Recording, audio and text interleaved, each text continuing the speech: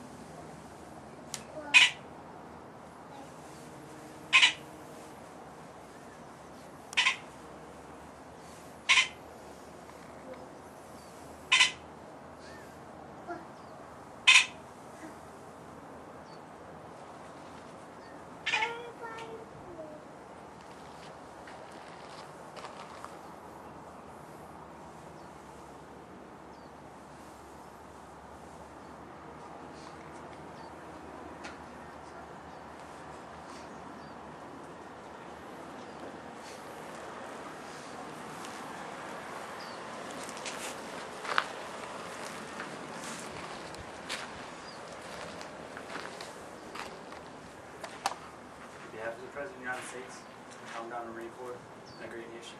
Please accept this flag as a symbol of appreciation of your loved ones' honorable and faithful service.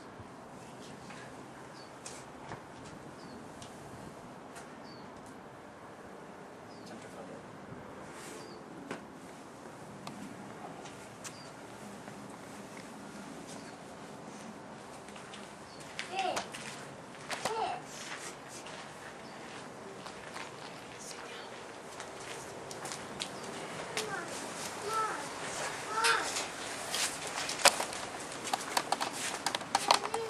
Now I want to start off today. So we're here for, of course, Robert, Marv, and Ashby. Most people call him Bob. I always call him Paul. And typically Big Paul, because he was always big, strong.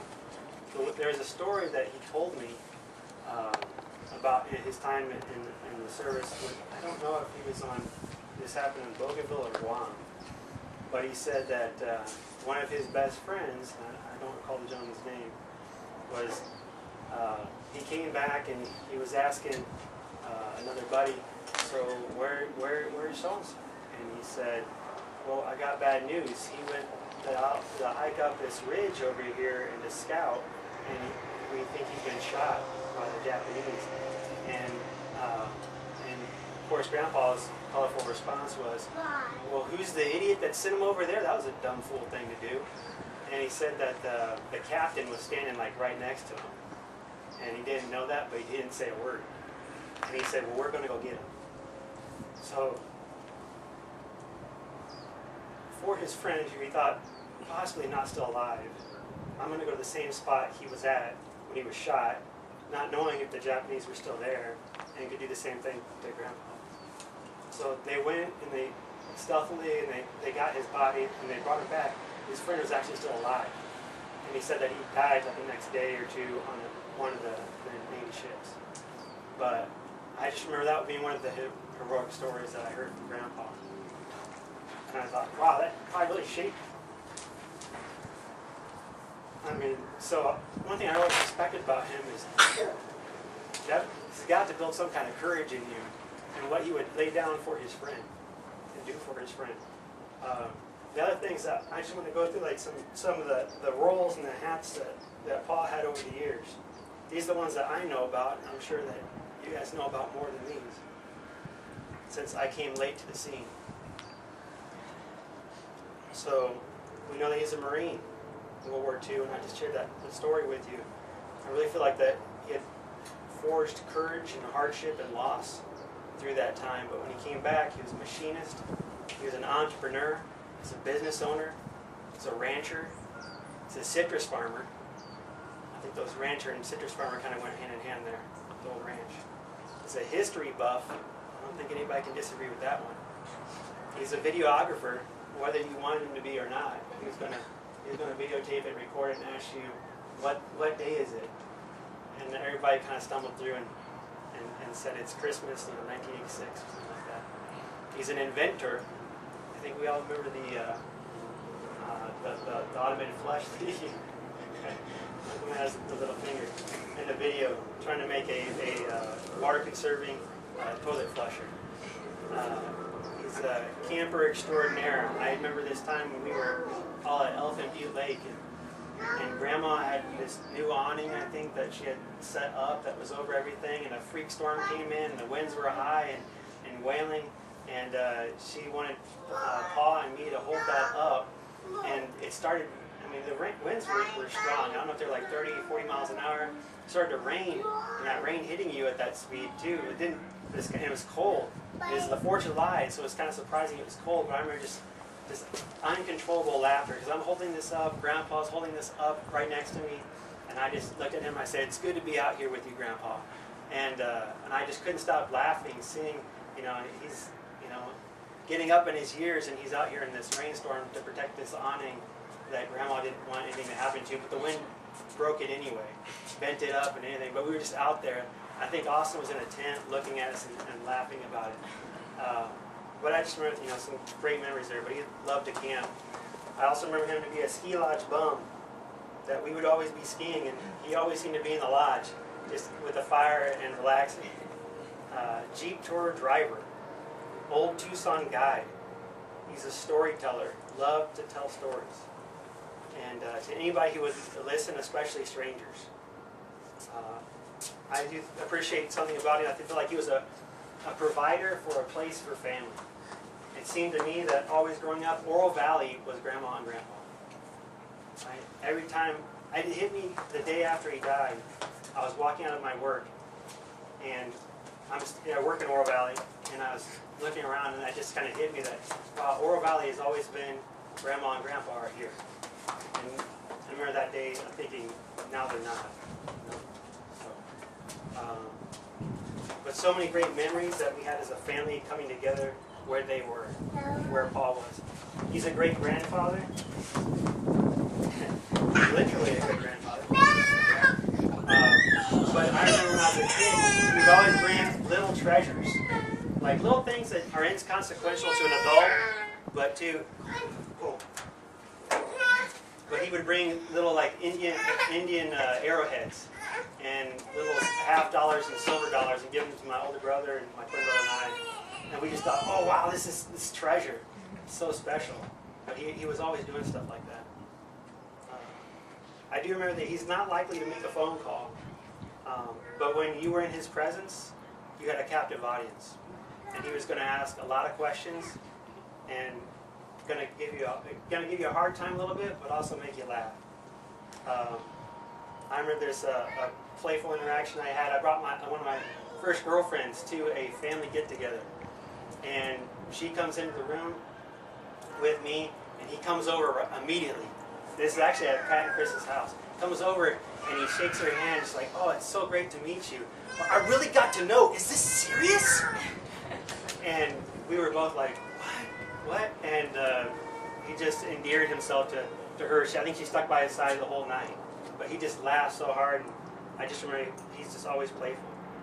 But at this time, I really would like other people to come up and share about him and share some of your stories and what you remember and the things that made you smile about Paul. Thank you.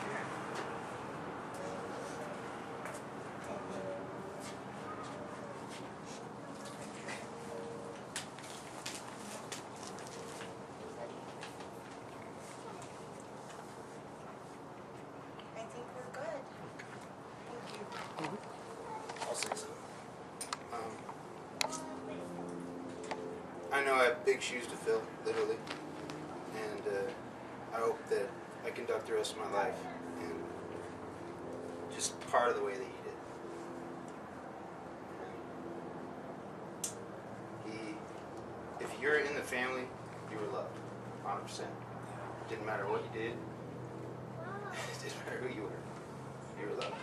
So we love you back, and we'll miss you every day. Thanks.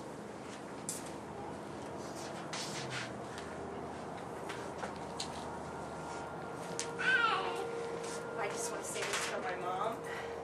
This was her best friend, her husband, her lover. He was our father. She had great years with him. They were married 70 years. They met on a Coke date. That was a Coca-Cola date.